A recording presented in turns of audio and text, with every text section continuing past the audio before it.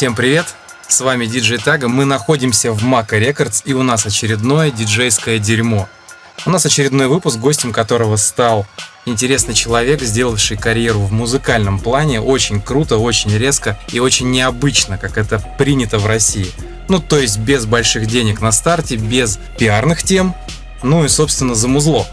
У нас сегодня в гостях Прокси. Женя, привет. Привет, как дела? Отлично, вот доехал до тебя. Супер, Наконец-то. вообще супер, да, наконец-то. Все просто. С чего все начиналось? Твоя самая первая история, которая помогла тебе осознать, что ты должен писать музон. Вообще начиналось все с танцев. Это все начиналось вообще не здесь. Я на тот момент жил на Дальнем Востоке. И там, в общем, у меня была своя танцевальная группа по брейкдансу. Я отучился там в колледже и приехал обратно сюда. И пытался найти, с кем бы потанцевать, но, к сожалению, здесь все пьют пиво и бухают. И поэтому по итогу я оказался в местном ДК, типа клуб Родина, там все такое, где играл Pumping House на тот момент. И вот так все и началось. И пока я там нашел себя, не нашел себя, да, это у нас вообще есть путь история, сцены. когда ты прям переключился, все, я пишу музон. Вот, не танцую, а пишу. Но она такая плавная была, то есть... Медленно. Ты издалека смотрел на программу, потом... Не было прям такого резкого, прям бум, я такой встал. Ты же был музыкант. диджеем. Ну да. И твой да. старый ник, насколько я помню, MJ. Да. Было дело. Но MJ это был как раз ник из танцев. А не связано ли это с треком Master J? Нет. Хей, Master J. Не. Была какая-то что-то. Какая-то танцевальная группа была, типа Jam Style, да Boogie Crew, что-то такое. Уверена, что они будут иметь большой успех. Танцуйте вместе с нами. И, в общем, мне понравилось слово джем. А у меня был друг, который со мной танцевал. Ну, вернее, он не танцевал, он, по-моему, бомбил у нас стены. И, в общем, его звали Миша. И Миша, в общем, М. А у меня было Джей, типа. Это типа группа была. Ну, не группа, такая игра слов, как бы по школьным годам, чего бы еще не придумать, правильно? Забрал себе бренд. А потом я узнал, что MJ вообще это что-то обозначает другое. А так как я был фанатом Prodigy, и, в общем, я еще смотрел аниме, и там было аниме Ergo Proxy, и что-то я увидел это слово Proxy, оно было похоже внешне на Prodigy, типа такой внегласно Proxy. Такая штука. И, в общем, такой вот ник взял себе. Это было уже в 2000 году. И, наверное, это было прям сразу перед тем, как я стал прокси. Как бы по логике, да? То есть я придумываю название и становлюсь им сразу. Первый написанный трек. Тот, который, может быть, никто не видел, никто не знает, который просто ты реально написал, понял, вау, я написал музон. Это мое. Вообще было, но немного не так. Я как бы спер музон. Первые вообще были машапы, типа ремиксы, поэтому это как бы не было мое. Но, наверное, самый первый мой трек, его, наверное, все знают, вернее, все, кто следят за творчеством как раз с того 2006 года, это был Диндах. Не. Потом Destroy был вторым треком, кстати. Как бы легенда была такая, что Destroy как раз был первым. Я помню, мы даже делали алкогольный напиток. Мутный напиток, состоящий из пива, шампанского, водки. Мы с тобой познакомились в 2003 или 2004 году, я уже даже не помню. Третьем, да. В студии в музыкальной школе, которая уже была такая тоже черная, но пока еще угловатая, квадратная, не такая лакшери. Лакшери почти как это. Да, неотесанная. Но была прикольная. Там был уже свой андеграунд, своя атмосфера определенная. Да. И первые вечеринки, которые я очень хорошо помню, потому что, был частью их очень часто. Газпрома. И Midnight Group. Расскажи эту историю.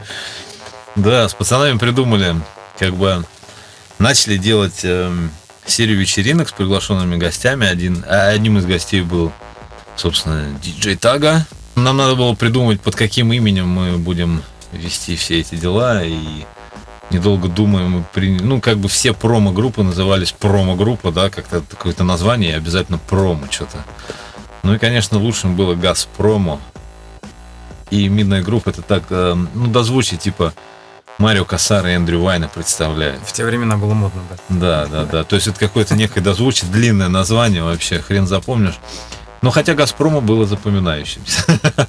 По одноименной как бы компании, да, нефтедобывающей. Почему это интересно может быть людям? Потому что я отметил для себя в те времена, когда ты делаешь тусовку, делаешь ее круто, даже если город ни разу не слушал драм-н-бейс, я сейчас говорю об инкубаторе, город танцует до утра, потому что это было круто. Потому как я помню, какой был подход у декорации, там, что в электрощите, там, что, ну и прочих вечеринках, которые были такие все про железо, электричество и вообще какое-то уничтожение. Это подсказка молодому поколению о том, что неважно, какой у вас формат, важно то, как вы его реализовываете. Что было с «Газпромом», сколько существовало и вообще насколько это было интересно? Слушай, я вообще не помню, как это вообще закончилось, даже не могу вспомнить, то есть, на какой момент. Все размылось в прокси? Ну как-то да, все как-то вот подразмылось немного, потому что и были, ну вот я тебе говорю, сначала были танцы в моей голове, да, потом стала диджейская работа, потом вечерины, в этот же момент еще добавилась студия. То есть мы записывали там минусы рэперам и все такое. Ну, наверное, как я стал прокси, наверное, вот и закончилась «Газпром», вот эта эпоха. Переход где-то в 2006 как раз году. Ну да, но было весело, да, вот «Инкубатор» было, такие легендарные вечеринки были. Они были подмосковные, они были такие типа а-ля, типа Тихвин стайл, да.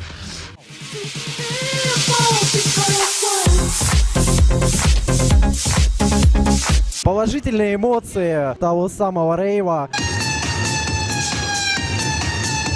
Большое спасибо вам за этот вечер. Блять, оттянулся. Но подход был жесткий, как бы, и жесткий через жесткий, да. Были декорации, были какие-то световые решения, потому что не хотелось просто, да, прийти в клуб, там, да, договориться с клубом, чтобы мы провели там свое говно. И мы договаривались с клубом, мы потом придумали концепт, разрабатывали всю вот эту схему, да, придумали какую-то историю. И эта история как раз обволакивала всю эту вечерину, и, соответственно, люди, приходящие туда и потом уходящие оттуда, они долгое время, да до сих пор помнят это. Помнят. Да. Расскажи, как родился тот самый легендарный звук, который дал тебе, ну, наверное, пинок за границу. Это же, наверное, очень важный, трепетный момент. Ты имеешь в виду прокси-звук? Типа, вот да, это, вот именно тот звук, который родил и Диндах, и Дестрой, и то есть вот именно. Ну да, это была такая идея, как бы. Ну, я сам фанат большой группы Prodigy, а после этого я слушал еще и драм-н-бас, драм-н-бейс, назовем правильно, да. И, в общем, я на самом деле вот и электро в то время, ну не электро, а вот тот хаус, который там был, да, в промежутке между 2000 годом и 2005, там какой-то был электрохаус. Какая-то непонятная. Электрохаус появился, когда Бенни Бенаси выпустил свой Satisfaction в 2004, что ли? В 2004, по-моему. Не помню, в каком-то из этих годов. И все, электро сразу ожило. И появился такой стиль, как электрохаус, да. И вот как раз эта волна зацепила и меня, но только в виде там Boys Noize такого чувака, например. Он уже был вовсю крутой музыкант. Я не помню, сколько у него релизов, может, релиза 3 было у него. Вот в том же клубе, где мы делали вот инкубатор, там электрощит и всю эту муть, там стоял очень крутой звук, турбосаунд. И, в общем, этот турбосаунд там дудел как надо. И, в общем, короче говоря, когда я слышал этот электрохаус, да, вот по тем годам модный, да, который был простой и понятный, то есть там в каждом треке был там ударник, какой-то снейр, сам бас и какая-то максимум мелодия, то есть вот несколько инструментов, но вот в хорошем клубном звуке, да, это звучало просто как такая штука, и мне нравилось, как это все звучит, и я вернулся как бы вот в музыку, да, вот я вернулся в хаус-музыку и по-прежнему слушал драм-н-бейс и искал какой-то вообще подход такой, чтобы я мог писать треки, которые я мог сам играть на своих же типа вечеринках, да, как, ну, типа как local DJ. Ну и, соответственно, это был хаус, потому что драм-н-бейс, он никогда не был таким прям мега популярным, мейнстримом, типа, он не был никогда, и поэтому я как бы начал хаус писать. И когда я сделал как раз первый звук, который на синтезаторе, на синте, вот на том, который был похож на драм-н-бейсовый звук. И когда я сделал этот драм-н-бейсовый звук, вставил в хаос, и получилось какое-то непонятное месиво, но... Короче, что я хотел сделать, у меня не получилось, но получилось, как вот получилось. И поэтому... Получился прокси. Да, и получился по итогу прокси. Ты сделал звук на синтезаторе, и можешь вспомнить свой первый синт, который тебя впечатлил, и пригодился ли он тебе по жизни? Жесткий вопрос. Да, опять потому что, жестко. потому что не все синты люди приобретающие используют, и очень часто просто покупаются на рекламу. Интересно, как у тебя? Сложилось, не сложилось? Первая любовь. Слушай, я не помню, что я на нем сделал, но он до сих пор со мной. Он вот стоит, вот, наверное, вот здесь вот будет видно. Вот этот маленький белый синтезатор. Это аналогово-моделирующий. Он, ну, там, не такой жесткий, там, как вот другие аналоговые синтезаторы, да, из бородатых годов. Мы с Волоками вот сделали последний коллаб Super Low. И вот половину звуков из этого маленького синтезатора как раз. Но это было, конечно, чудо. То есть, когда у меня появился передо мной синтезатор, который якобы я держу в руках, и вот я там должен что-то покрутить, и будет музыка. Ну, конечно, это ошибочное было такое мнение, да. Ну, что-то первое, да, вот у тебя в жизни что-то первое, и это всегда важно. То есть оно должно быть. И вот пригодится оно или нет, мне кажется, это уже второе дело, а вот так как она первая, она все время будет важна. И поэтому как-то... Окей, ты сделал звук, у тебя получился трек, даже не один, а сразу два. Ты их выложил на MySpace. Дельта времени, за которую ты получил результат. Очень трудно сказать, потому что вот смотри, первые какие-то пробные треки, да, которые не считались треками по итогу, да, которые как бы где-то там померли, да, на каких-то компьютерах вместо с теми винчестерами, они как бы были отправлены в то время на то же самое Excel Recordings в виде CD. Да, CD по почте в Англии. Это была вот та эпоха еще. А MySpace появился как раз вот в конце этой эпохи. И тогда у меня уже было как раз вот этих два трека готовых, да, Destroy и Диндах. Но MySpace пришлось там какое-то время покрутить, прежде чем кому-то что-то отправить. Но когда я отправил, мне пришло согласие, ну, типа не согласие, а как предложение подписать эти треки на Turbo Recordings на следующее утро, как я их отправил. То есть довольно-таки быстро. То есть, учитывая еще разницу во времени с Канадой, то есть это было совсем быстро. Ну, как бы. Как дальше события развивались? Примерно хронологически, там тебя попросили сделать ремиксы, какие-то еще работы, там, менялись контракты или менялись люди, которые тобой занимались. Ну, в целом, вообще, путь до момента, когда ты поехал первый раз выступать как артист. Ну, это было сколько-то месяцев, потому что первый раз я поехал в 2007 году, не помню, по-моему, это было начало лета 2007. То есть вот в сентябре или в октябре вышел первый релиз, и вот ровно через там сколько-то, ну, может быть, полгода, да, максимум я поехал уже играть. Первый гиг был во Флоренции, в Италии. Я помню, перед ним прямо приезжал Томас Ван Пати в Москву выступать. Нет, это было уже после. Это уже после было. Да, это был уже там второй тур, и я с ними как бы уехал потом еще в тур по нескольким городам.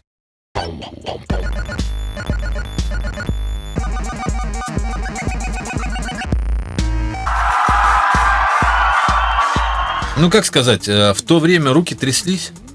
Не было никакой информации, как что делать, что быть, куда бежать. Слово маркетинг не было в моде. Или маркетинг, да? Как это? Спросить было не у кого, как работать за границей. То есть это был, ну, релиз не первый, это, наверное, второй или третий был релиз по счету. То есть мой был вторым или третьим по счету на иностранном лейбле. Ну, а что считается там поехать поиграть, то есть это как нормальная боевая единица, да, это было как бы в новинку. То есть мне. А на следующее утро, когда подписали треки, у меня очень страшно тряслись руки. Ну, я прям волновался, я не знал, куда бежать. Еще не было хорошего английского, ну, хотя я думал, что у меня хороший английский. После школы там... Я помню это состояние, потому что на следующий день так. был у тебя на студии. Как раз ты мне про это сказал, что у тебя подписали треки. Очень нервничал, да? Заметно было, да? Блин. Ну да, ну а чё? Сейчас по-другому, конечно, все. Сейчас... Первое выступление за границей.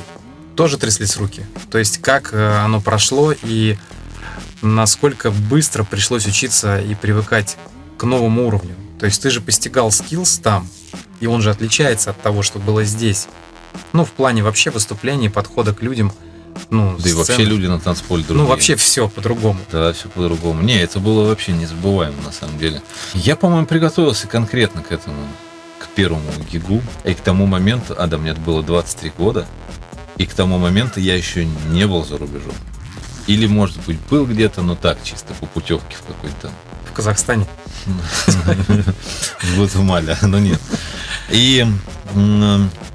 Значит, я подготовился, это был маленький клуб в Флоренции, то есть какая-то, я не знаю, культурная, наверное, столица Италии, как мне показалось.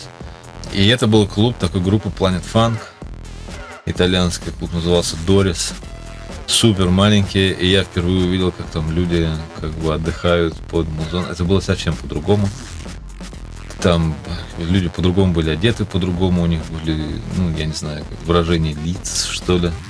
Они как-то более отдыхали, более какие-то раскрепощенные, свободные, что ли, мне показались.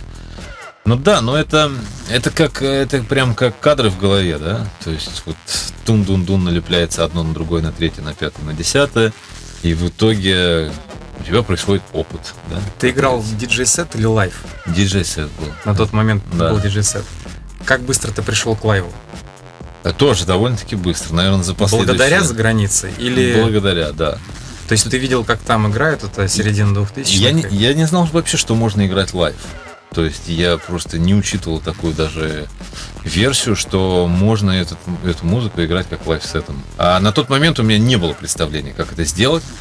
То есть с чего играть, что за программа, как вообще сетап должен выглядеть. И мне, в общем, подсказал тоже артист с Turbo Recording, DMI, Дим, как мы его все называли. Он мне скинул какой-то свой профайл, просто чтобы я посмотрел, как это выглядит в Эйблтоне. Эйблтон тогда только появился, ну, примерно где-то рядом. И, в общем, я начал собирать свой сетап. Ну, потом он начал видоизменяться, там, туда-сюда. То есть все контроллеры менялись, там, еще что-то. Ну, по итогу я вот 12 лет играл лайв-сет. Для тебя сильно была разница после нажатия кнопки Play Q и джогов перейти на многоканальную историю? Месяц, два, три, где-то так. Месяц, два, три. Пока я просто поначалу осознавал, пытался осознать, что, как вообще, зачем это надо. То есть зачем делать туда-сюда. Когда мне тоже вот Томас, который был лейбл-менеджером Turbo, он мне говорил, что, было бы круто, если бы ты играл такой музон лайв там и все такое, потому что с его видением он же больше понимает, а я даже не знаю, что можно играть лайв. Как бы лайв-сет привел к тому, что сейчас я понимаю, что насколько это важно, чтобы там каждый диджей, продюсер именно играл свой лайв-сет, потому что это только твоя музыка, это прям твое лицо, прям вот ты стоишь, вот твое лицо, вот твой музон. То есть полностью идет вот какая-то уникальная такая вот единица, да, которая... люди получают эксклюзив. Да, именно, да. 100%. Да. То, зачем люди, в принципе, раньше шли в клуб, это получить тот музон, который не играет нигде. Да. Окей. Твой первый большой гиг, который тебе запомнился, ну, допустим, гиперфестиваль или гипертур, в котором было много крутых площадок, ну, который ты запомнил на всю жизнь. Коачелла для меня была экспириенсом таким очень новым в 2010 году. Я был там первым русским, вообще, кто там из России отыграл.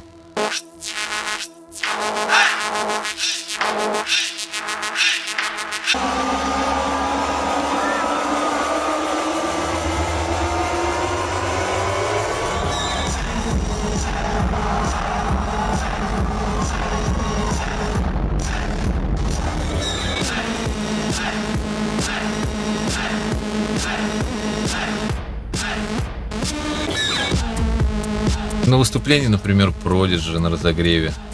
Самое большое было, помню, в Крокус City Expo, что-то такое. Там было 14 тысяч человек, которые пришли на Prodigy, и тут так какой-то лох играет перед ними, стоит. Ты вообще думал об этом? Вообще нет. Ну, как бы они мои кумиры, как бы я их все время люблю и уважаю. Когда начал заниматься своей музыкой, я немного как бы отстал, да, немного отслоился, то есть больше увлекся своим делом. И, в общем, да, вот сама эта история, как попала на разогрев, была прикольная, потому что Prodigy сами мне написали, сами со мной связались, типа, чувак, типа, нам нравится твое говно. Вот. И как бы после этого руки затряслись вновь. Такая штука. А потом я сделал на них ремикс и был приглашен на разогрев в 5 городах. Там, вот, 2 в России, там, Латвии, Украина и Беларусь. И, в общем, да, руки тряслись и там, и сям. В общем, и играть было очень сложно, потому что спонсором этой вечеринки в Москве был Ягуар. Или что-то в этом роде. Какая-то есть вот эта вот энергетика, которая делает людей как бы, ну, не очень как бы это умными. Немножко дурными. Да, немножко дурными. В общем, там все пили эту ягу вместо воды. И, короче, было очень плохо. Они сломали там заграждение. Фанаты у нас самые русские фанаты. Prodigy — это самые крутые фанаты, я считаю. И вот это у них прям энергия из них перла так, что они сломали как бы ограждение. Концерт задержался на 1,5 часа. Там что-то в этом роде. На 1,5 часа после разогрева. То есть я как бы поиграл свой сет, разогрел как бы, и через 1,5 часа вышли Prodigy. Что было в эти 1,5 часа? Слушай, какая-то музычка играла на фоне, там ничего не хороводы происходило. водили, стихи рассказывали, не знаю. Ну, не помню. Не развлекали? Ну, какая-то атмосфера такая была прям боевая. Там чуть какие гиги были интересные там. 1 гиг в Австралии, в маленьком клубе, наоборот. То есть вот небольшое мероприятие, а маленький клуб, наверное, как вот студия. И там низкие потолки, и народ танцевал так, и там было очень жарко, это все не проветрилось. Короче, все оттуда вышли мокрые, и я еще там подписал кому-то паспорт.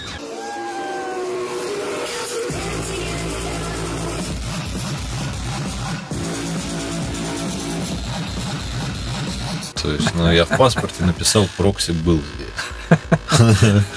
Завизировал. Да, отметился как бы, и все. После этого паспорт был недействительным. Насколько я узнал, это был еще и турист в Австралии. Это был ирландец, то ли он там жил, то ли... Не знаю, короче, как они там... Может, у него был остаться так в Австралии? Возможно. Ну, то есть, неплохая причина, да, по итогу произошла.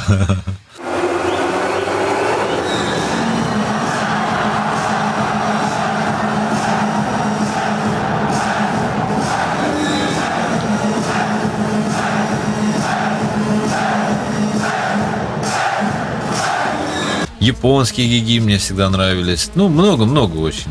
Ну, не так давно. Уже так давно. Это 2015-2016 год. Фиджи, например, было. На краю земли. Когда туда уезжал, чуть не плакал, короче. Ну, потому что. Потому что красиво. Да, очень.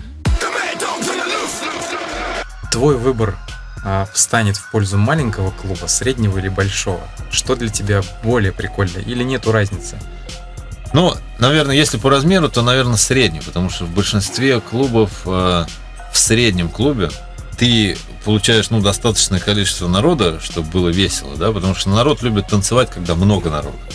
1000, 2000 человек, 5000 человек. Да фиг знает, 1000 максимум, наверное, то есть такой средний, потому что большие клубы, они, наверное, побольше все-таки. И когда ты стоишь на танцполе, мне самое важное, чтобы я был как бы с ними близко. Потому что когда ты играешь на фестивале, а народ где-то там, ты даже ничего не видишь. То есть, и ты стоишь на этой сцене в одного, и как бы, не очень весело. Такая штука. Единственное, что тебя веселит, это как бы твой музон, который ты уже и так, в принципе, слышал миллион раз. А когда ты стоишь в маленьком или там в среднем клубе, да, то есть у тебя народ прям вот здесь. И прям вот это и создает вот это ощущение как бы кайфа от вечеринок. В случае я играл в Бристоле. Это была какая-то вообще непонятная среда. Я играл там в 11 вечера или в 10. В 11 я играл, в 10 мы приходим в клуб, там никого. Я говорю, а где народ-то? То есть, я говорю, моя музыка без народа грустная. В принципе, как и любая другая музыка. То есть, если нет народа, она сразу становится грустной. Но не чиллаут, да, у тебя точно. Да. Такой, как вот для... И ровно к 11 все пришли. Был полный клуб народа. Это даже не клуб был, это какой-то бар был прям под землей. И то есть он такой был как бы небольшой, там какие-то колонны. И в общем у меня мой сетап, там был контроллер, звуковуха стояла все на каких-то непонятных ящиках, которые вот так вот ходили. И все, и это была сцена. И то есть за этими ящиками сразу был народ.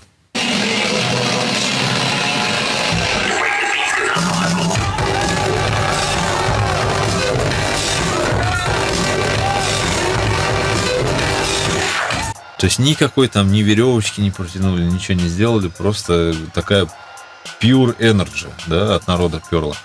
И, соответственно, у меня в бук все летело, и пиво, и пот, и вообще все там, сопли их. То есть после этого я купил Поменял бук. Поменял, бук не поменял, слава богу, я купил эту накладку силиконовую, там, чтобы это все защитить как-то максимально. Но этот гик мне этим и запомнился. Это было очень давно, но я его помню до сих пор, как сейчас. Просто вот этот народ сумасшедший, вот перед ними вот так, и они прям тоже так же, прям вот здесь. То есть такая штука. Ну, вот такие вот бывают, да.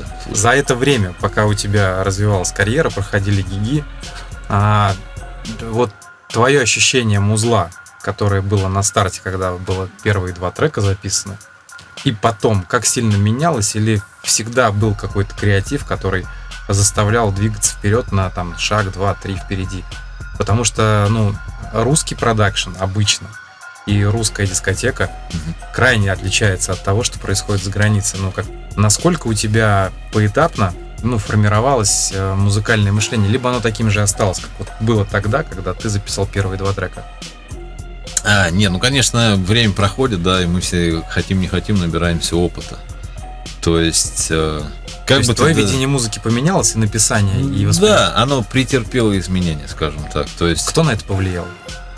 Да никто, сама музыка, наверное. То есть вот окружение, сама музыка, как-то просто музыка постоянно меняется, да, и, соответственно, надо с ней меняться тоже, чтобы открывать себе какие-то новые пути, там, чтобы писать что-то новенькое, что-то свеженькое, да, ты должен вместе с ней идти в ногу, да. А она меняется, как меняется, так и меняется. То есть никто ее не контролирует. Можешь вспомнить людей, которые повлияли на твое творчество в плане, ты уже стал работать с границей, все, ты уже там с продюсерами другими сконнектился, и которые тебе прям открыли глаза: вау, что так можно было делать, что ли? То есть, из разряда ты офигел от нового способа производства музла или написания, или там пересмотрел, там, летя в самолете, там, надо все нахер менять, сносить, все это будет вот так.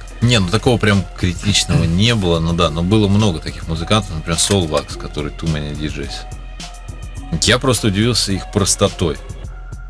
Как-то было тоже выступление, и мы летели все в маленьком самолетике, и там были Too Many DJs, они же Soulwax, там был Felix the House Cat, там были еще пару таких шишек, Лыбы Люк там был. И все были настолько простые, и простое общение туда-сюда, за музончик, за жизнь, то есть все. И я вот как раз вот такие моменты, наверное, на меня и повлияли. То есть я смотрел, как они себя ведут, имея некий статус, да, статус какого-то там крутого музыканта и так далее. И все были очень простые, и я учился тоже работать как они, потому что в то время у нас, я помню, было самое жесткое, это когда у тебя 3 выступления в день. То есть за вечер, грубо говоря, начиная со дня и до ночи, у тебя 3 выступления. На каждом выступлении ты выкладываешься по полному, соответственно, 3-му выступлению остается чуть меньше твоей силы. То есть, и это были разные города, но это было какое-то, я так помню, время каких-то национальных праздников, вокруг которых строят все всякие мероприятия. Соответственно, то есть 12 там в 2 дня мы все отыграли на фестивале, на разных сценах. Потом сразу же затолкались в самолет и полетели на другой фестиваль, и мы успеваем в вечернее время на фестиваль. То есть мы там играем по часу, все, мы там не присутствуем больше, обратно садимся в самолет и играем уже по каким-то там, по другим клубам, по мероприятиям уже ночным. То есть, а для, прихожанина, да, назовем вот так, для простого прихожанина это выглядит как нормальное дело. Так скажем, а проповедь, она же не бесконечная, да, то есть она равняется привозному диджею, кто бы он ни был, он встает, играет свой сет, который там час, 2, 1,5, пофигу сколько, да, и все, в принципе, да, и люди платят билеты, слушая того или иного человека, или там слушают всех на фестивале.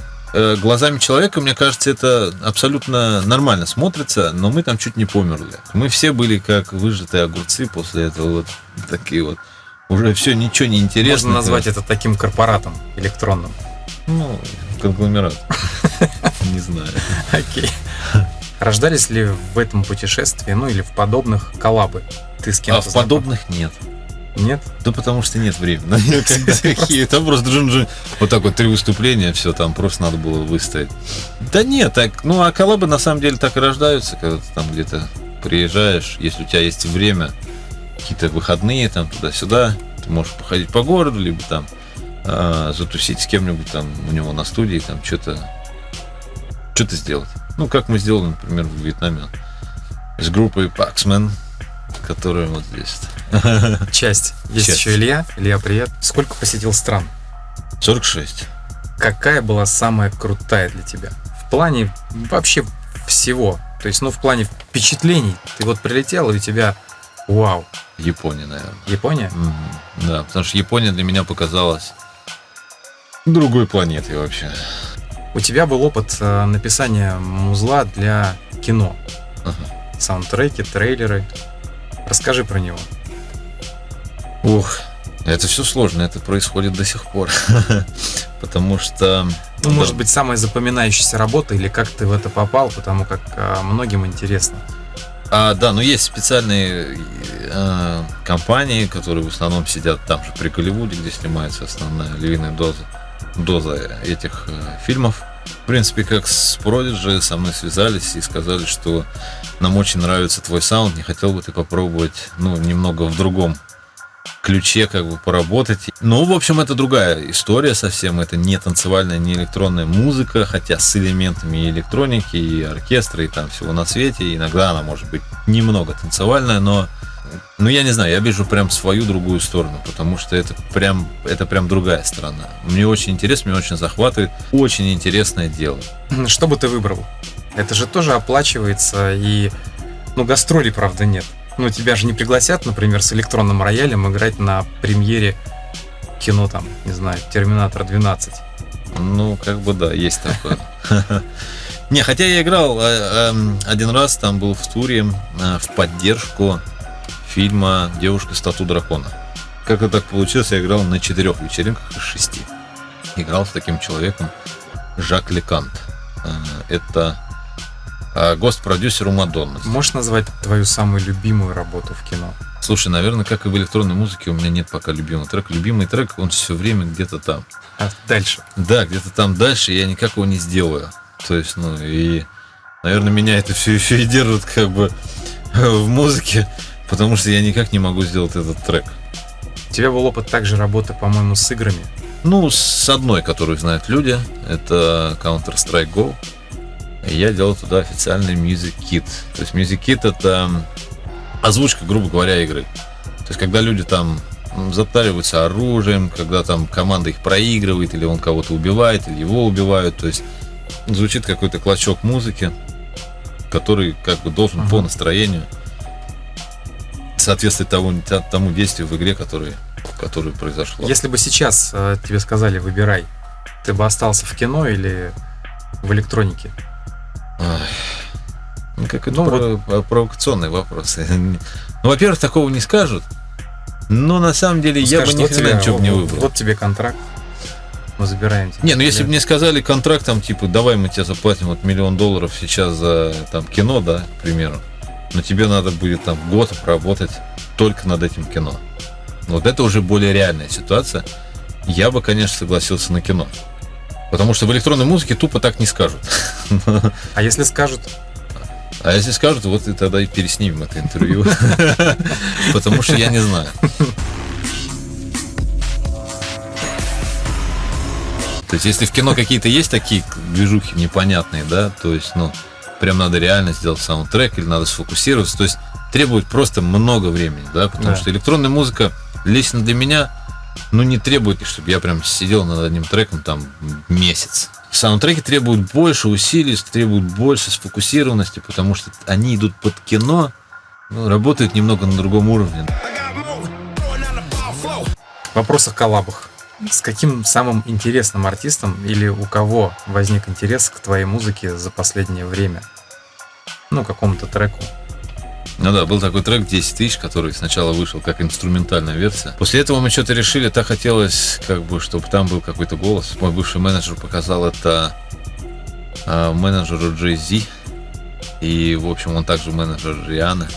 И Риана услышала этот трек, и ей, короче, очень понравился. Мы такие все сидели, такие, скрестив пальцы, такие: сейчас у нас будет коллаб с Рианой, это все победа. Но на самом деле у нее таких, как я, там 150 миллионов госпродюсеров, ей просто надо выбирать треки, и поэтому мы сделали коллаб с человеком поменьше. Это человек Сендок из группы Cypress Hill.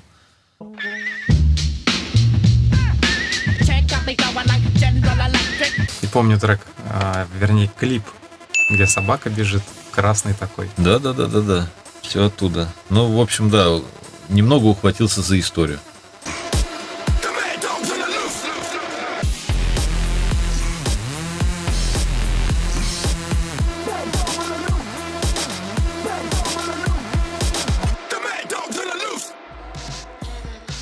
Еще, конечно, была история тоже, я вырезал сэмпл Steam Dog'а, это уже West Coast, он не такой, этот East Coast, пардон. Он из Нью-Йорка, и там делал такой более черный рэп, я тоже его вырезал, вставил в трек, и мы потом вроде нормально с правами с ним договорились. Вот. К сожалению, его с нами больше нет, но его голос есть у меня в треке, так что нормально. Перенесемся немножко из-за границы в Россию. Какие вечеринки или организаторы тебе здесь запомнились? То есть можешь что-то хорошее сказать про Россию в плане музла или в плане там вообще, движухи всей? В плане продакшена. Что ты можешь сказать хорошего про Россию в плане продакшена, вечеринок, фестивалей? Есть такие истории, которые ты бы выделил? Я помню, как Сложный ты вопрос. меня привозил играть в Волоколамск. У нас как-то, всегда вот было, и, наверное, всегда будет как-то больше видимости, чем дело под этим. Ну и как бы русские люди долго запрягают, потом быстро едут. Да, и так быстро едут, что я не успел запомнить ничего. Ты же был участником разных фестивалей в России. Какой тебе запомнился из всех? Самый-самый фестиваль. Давай так, по-простому. Фестиваль. Да. Да, несколько было фестивалей. Запомнился Faces and Laces. Играли потом с тобой на прикольном фестивале Фест. Фест. А фестивале больше что-то и не помню. А еще был Трансмюзикалис, но тогда чуть-чуть, по-моему, не пошло. Там перенесли с улицы в клуб. Организаторы хорошие, Casa Music, они сейчас называются Unity. Многие обсуждают часто Альфу. Ты ее не можешь выделить? О, я сейчас забыл про Альфу совсем. Ну как, я могу выделить ее, да, наверное, молодцы ребята, то, что вкинулись, и сделали такой классный фестиваль. Я играл вот на первом, и какой вот в прошлом году был, 4-й, 5-й, наверное. Не, фестиваль реально классный, но это реально единственный, фестиваль, тут сравнивать-то не с чем. То есть, если был еще какой-то второй, я бы сказал, вот этот лучше, этот хуже. А так вот, он нормальный, хороший.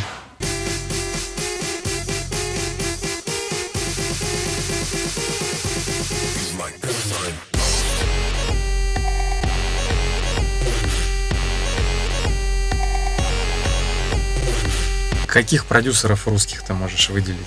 Сейчас? Да, сейчас. Я бы сказал, что их всего 3. Назови. Это нормально. электронный продюсер, да? Мы же не говорим про рэперов. Нет, электронные. Да. Электронной музыки это Phlegmatic Dogs, Волок, Прокси, конечно, Паксман. Бикла хороший проект. Вот недавно познакомились с чуваком, вообще прикольный чувак. Новый парниша вообще мне нравится, он назван Манкодекс. Такой, пока вот там все вот так с разной скоростью продвигаются, ползут вверх. Да и все, наверное, что-то я больше никого и не помню. Какие продюсеры, кроме Prodigy, повлияли конкретно на твое музло? Кого ты можешь выделить как, тоже некий топ для себя, если говорить о качестве музыки или восприятия, или эмоций, атмосферы, которая создается там продюсером? Трудно сказать. Наверное, это даже не диджей, не электронная музыка какая-то. Это, наверное, Может быть. группа. Меня вот вдохновлял, да, как Prodigy, так и их головной лейбл XL Recordings, который воспитал супер много, мега вообще суперстаров. Там, например, из последних кто там был? Адель. Угу. То есть, такая штука. Да. У них много талантов, реально. Питчес у них там были, Лая Бушвака.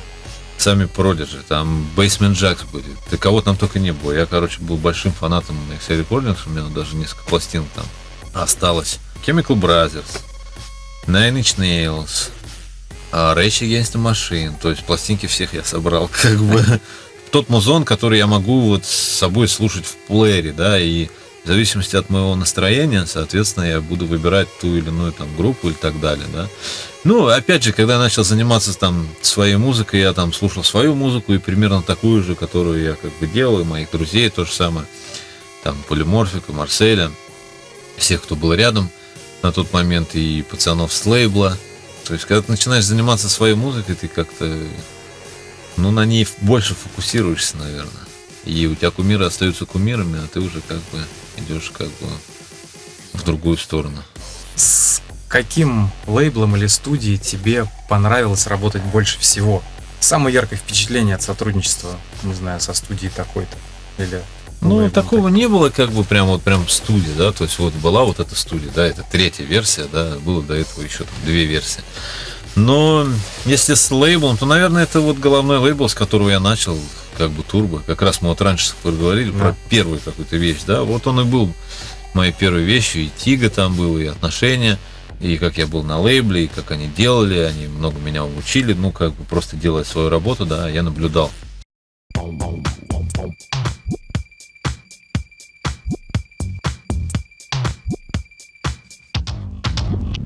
Turbo Record.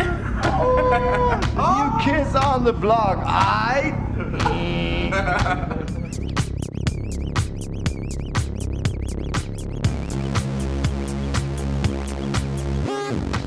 Tomorrow I'm doing a new record, new band, new artist, the artist is Laserface, and the debut single is Face the Laser.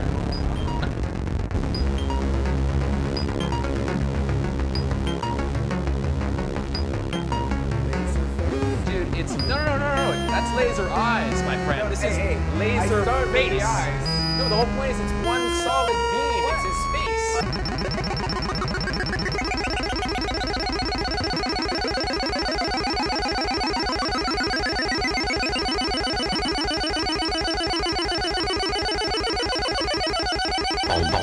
Много было очень лейблов, все разные, все по-своему хорошие. То есть не могу прям выделить прям так вот. Но вот если выделять, то вот, наверное, Turbo первый был, как бы он остался каким-то таким.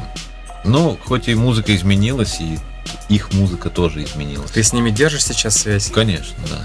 Постоянно? Да, конечно. Вы друзья большие? Да, но просто музыка как бы изменилась, и я чуть-чуть в другую сторону ушел, и они чуть-чуть в другую сторону ушли. Но мы по-прежнему друзья. Ты открыл свой лейбл Maca Records. Это было несколько лет назад. Расскажи вкратце историю лейбла. Что удалось, что не удалось, что впереди? Ой, впереди все то, что не удалось тогда. Я пытаюсь отвечать в стиле Путина. Такое. Ну, как бы вроде ответил, а вроде и нет. Это тоже начиналось как некое какое-то новое действие, новая движуха, в которой никто ничего не соображал. И мы выпустили сколько-то релизов, да, виниловых релизов, и также у нас диджитал были релизы. И очень было интересно, как это все работает, как это все делается. У нас не было никакой дистрибьюции здесь, в России, потому что тупо никто не знал, как сделать здесь дистрибьюцию. Потому что если ты говоришь виниловую дистрибьюцию, все, чё? Были 100 лет в обед компании, которые занимаются печатью винила, но как бы с ним же надо договориться, а договариваться здесь как бы как-то непонятно, не так легко, как мне показалось, как за границей. Но не в этом суть. У нас здесь был меньше маркет, поэтому мы даже не начинали ничего делать. В общем, лейбл — это очень интересная штука. Сейчас каждый может сделать лейбл. Это вообще изи. Но самый трудный момент — это выдержать его в каком-то стиле, выдержать его в какой-то вот такой атмосфере. И в случае чего на хорошей ноте как бы нажать на паузу, да, кнопку, что я как бы сделал с Maca Records. Я в тот момент, когда музон поменялся в плохую, скажем так, сторону, да, это было вот это EDM, Big Room. Не сказать, что музыка плохая, просто она была настолько кричащая, оращая, что она просто не вкатывала как бы в рамки лейбла. Я решил немного повременить с этой штукой. Ну вот, наверное, сейчас то время, когда надо уже воскрешать это дело. Он будет воскрешаться в том же формате, как был? Не совсем. Он будет наверное, меняться. Да, он будет меняться, формат будет более, может быть, адаптированный к нынешним реалиям. И поэтому пока в планах, пока не буду ничего говорить. Все увидим. Да. Твои планы на будущее? Жрать, спать, срать. Нет. Ближайшие сколько лет? Возьмем 5 лет. 5 лет? Да. В этой стране невозможно строить долгосрочные планы даже в 5 лет. Ты что? Женя, ну ты же путешествуешь по планете, у тебя нету страны, границ. Вот именно. Ты как бы просто Я дышишь сейчас в Орехово, ни там, ни а сям. через год, может быть, уже будет Лос-Анджелес или Нью-Йорк. Ну вот. Ну, короче, план тогда основной. Тогда вот так вот скажем. Будем переть и будем переть. Все. Такой план. Есть ли у тебя сейчас какие-то особые предпочтения в сетапе? Потому что многие интересуются тем, с чего выступает артист.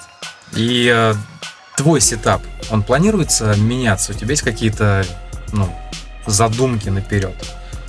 Он постоянно меняется, да. И я начинал с каких-то больших контроллеров. Сейчас я хочу стремиться более к маленьким.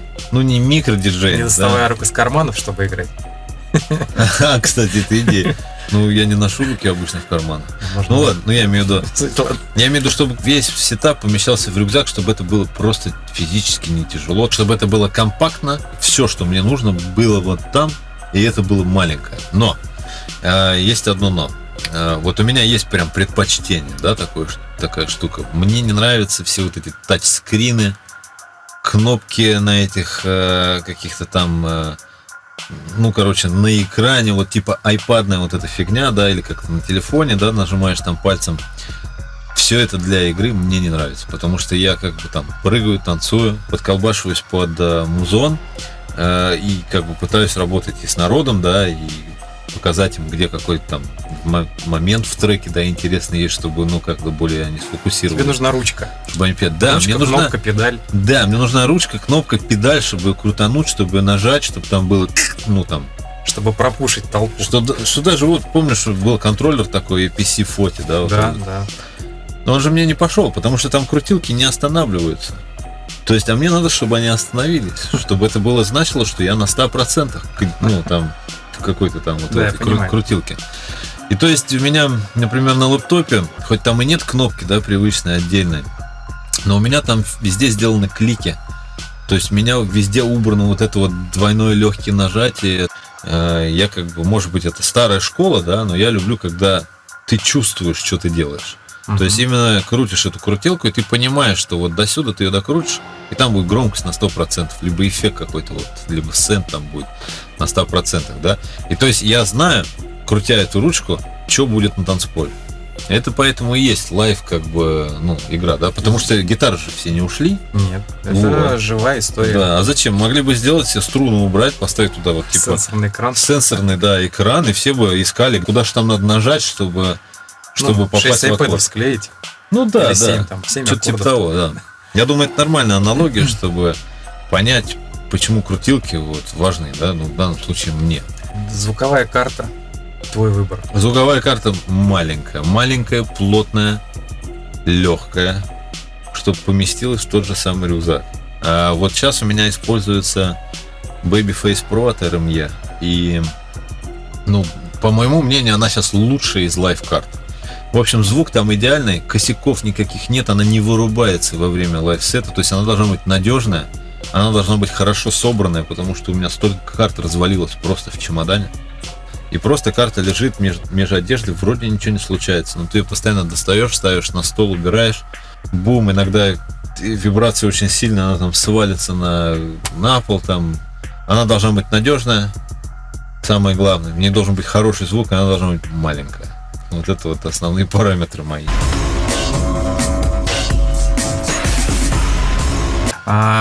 Есть такая тема, что каждый ваш сетап, который вы собираете под себя. И вы выбираете просто вот то, о чем говорит сейчас Женя, качественный продукт, который просто не подведет, но выполнит ваши задачи. Мотайте на ус, что в путешествиях, в самолетах, максимально компактность, ну, это нормально. Чем больше машины, тем меньше. Ну, мы поняли. Вот, такая вот ерунда. То есть твой сетап должен быть маленький, компактный, круто звучащий И надежный. и надежный. Потому что я поменял 4 контроллера, там 4 звуковые карты, у меня все развалилось. Все, что нажил непосильным трудом. 3 магнитофона, 3 кинокамеры заграничных. Тупо развалилось, то есть менялось, да, мне нужен был здоровый чемодан, в который положить. А если его теряют? Это чемодан, знаешь, сколько у меня теряли багаж? Это просто не счесть вообще. Я один раз, вот когда поехал, кстати, в Японию, ну там стоит японский чемодан, мне потеряли чемодан, и я приехал туда налегке вообще ни с чем. То есть я там купил полностью новый сетап. Купил такой же контроллер, такую же там звуковую карту. То есть, чтобы просто там отыграть. И плюс еще бывает такое, что в клубах нету для этого места.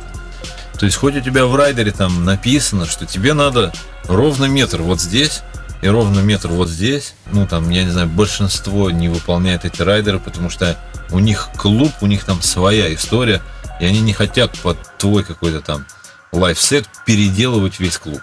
Ну, как бы делать какой-то тебе там стол, чтобы тебе сделать этот метр, и все. У тебя бывает сейчас касание к диджеингу, то есть не к, вернее, к классическому диджеингу, не к лайв-диджеингу, то есть вот то, чем ты занимаешься, лайв-сет, а именно... Да, когда конечно. бывает. Да. Но я довольно долго не играл, вот, крайний раз отыграл в Сочи на АФП, на зимнем АФП как раз диджей-сет. Тебе было забавно? Ну да, было такое, да. Мне было забавно, да, что я особо, ну как бы, вроде чем-то занят, а что-то я вроде ничего не делаю. Я же играл чужую музыку в основном. И как бы это были другие ощущения, потому что я настолько привык играть именно свой музон, да. Я привык с ним работать, я знаю, как с ним работать в клубе, я знаю, как его подать. То есть у меня лайфсет, там все треки как бы идут там по порядку, грубо говоря, да, и ты не можешь поменять этот порядок. То потому что это как мини-концерт такой. Этот лайфсет уже прям сделан так, как он будет работать в большинстве клубов или там на фестивалях. Вот в этом прикол. Ну и, соответственно, он постоянно меняется, там треки новые дописываются, старые убираются, там туда-сюда меняется порядок, меняется вся фигня, меняется всякая поддержка этого лайфсета. Есть ли в твоем райдере какие-то невероятные штуки? Конечно, есть бутылка водки. Это при том, что я не пью. Как у меня есть бутылка водки, 24 Ханикина, 12 Редбулов, 20 бутылок воды, ну и чипсы там, конфетки туда-сюда. И некоторые клубы там, фестивали выполняют этот райдер и спрашивают: это что, только тебе? Он у тебя по фану просто? Или ты Он по фану, да. людям отдаешь? Это мне вообще помог с райдером как бы Томас Ван Пати в далеком 2006 году, там, потому что у меня должен был быть какой-то райдер, да. И, соответственно, это такой стереотип, я же из России, знаешь, должен бухать, да, по умолчанию. То есть это просто упиться. Много людей выполняло райдер? Не, наверное, 10% от всех выступлений, которые... Но когда они выполняли, это всегда было прикольно, потому что я им такой: ребят, да это вам, тут на клубный персонал вон, раздадите, типа того. И все были счастливы, и у нас сразу такой коннект более такой дружеский происходил. Мотивация. Есть такая штука у каждого артиста или там человека, Да. вообще, в принципе, да, серьезно. Ты живешь по фану или тебе есть, что тебя мотивирует заниматься этим? Ну, то есть Конечно. ковыряться, что? Меня мотивирует решение проблем. Да не шутка. Настроить стрим. Вот мотивация. Я 1,5 года настраиваю стрим. Все, апгрейжу его туда-сюда. Но стримлю мало, потому что еще не сюда апгрейдил. Не, на самом деле мотивация как-то, я не знаю, как-то это такое вот прям... Ну, сам себя мотивируешь. Я не знаю, все же сами себя мотивируют. Ты прямо, хочешь, горишь этим? Конечно, всегда. То есть не работа. Ну, я имею в виду, это для тебя не офисный. Ну, это как бы, это не офисная работа, но это то дело, чем мне нравится заниматься, что я люблю делать, поэтому... То есть ты себя можешь назвать счастливым человеком, потому что Конечно. Да, зарабатываешь? абсолютно. Да. Потому что я зарабатываю тем делом, который мне нравится. Денег главное, чтобы хватало, чтобы тебе не думать о том, где взять бабки, и ты, короче, все это дело загнулось на корню, потому что ты просто думаешь. То есть у тебя на первом месте стоит музыка, ты про музыку Да, да. изначально. И мне важнее, как бы, да, чтобы на первом месте всегда стояла музыка. Деньги, они такие, они приходят, уходят. Зарабатывается, тратится бессмысленно. А вот смысл весь именно в музыке, да? Потому что что бы ты какой бы ты трек не сделал, он все уже в историю войдет. То есть такая штука. Это какое-то дело, да? Ну, как, например, вот есть Илон Маск. Вот он делает свой космический аппарат, да? Вот он хочет, чтобы полетела его ракета в космос, да, там, чтобы он это сделал делать, да? Вот как Илон Маск, да, есть такие люди, которые хотят что-то сделать в этой жизни. Ну, типа, хотят сделать, как-то ее улучшить, как-то ее там, я не знаю, в космос полететь, что-то новое изобрести, то есть вот изобретатели, да. А есть люди, которые как бы, ну, живут как живется. Просто живут. Да, просто живут и насрать, что там, куда эта жизнь перейдет, там, приведет их дальше. Ну, то есть ты из разряда людей, которые живут свой отрезок для того, чтобы что-то создать. Да. Да, чтобы что-то создать, чтобы что-то придумать, что-то... Ну, потому что по-другому неинтересно. Просто неинтересно. То есть я не могу представить себя, сидящего в офисе, перекладываю бумажки, там, считая какие-то цифры. То есть, ну, и ты по итогу получаешь какую-то зарплату. Нет интереса вообще у меня. Что бы ты пожелал молодым продюсерам, которые хотят стать звездой? Не хотеть стать звездой. Как сказал Лейтбэк Люк, самое опасное — это ваше эго. И когда кто-то чего-то добивается, маленького какого-то шажка, ему сразу все начинают говорить: братан, ты такой крутой, ты вообще там делаешь тему, там туда-сюда. И вот на этом моменте человек и загибается, ну, как продюсер, типа того, как личность. Но мне кажется, в любом деле такая фигня, когда вот есть такое, эго возрастает и, соответственно, умирает. Так что я бы хотел пожелать молодым продюсерам оставаться такими, как они есть. То есть делайте то, что вы делаете. Не пытайтесь закосить ни под кого, чтобы типа якобы заработать бабки, потому что это якобы покупают.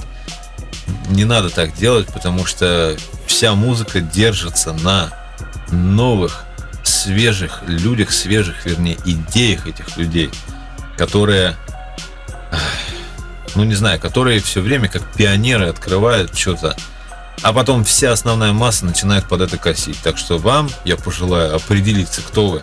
Вы будете вот этим человеком, который что-то придумал, или будете вот этой массой, которая будет постоянно косить.